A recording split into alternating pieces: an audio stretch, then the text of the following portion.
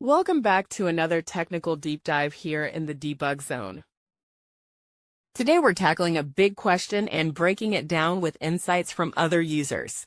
Hopefully this clears up some misconceptions and helps you get the answer you need. So buckle up, stay a little curious, and let's jump right in.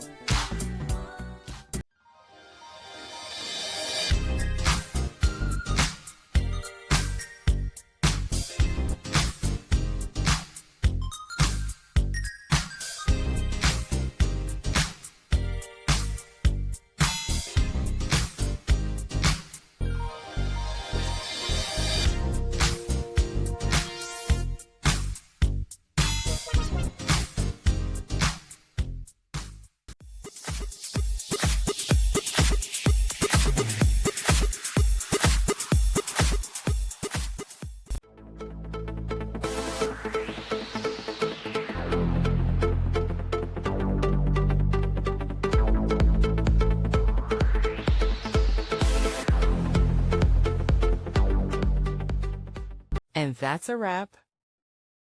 I hope you found the answer you were looking for.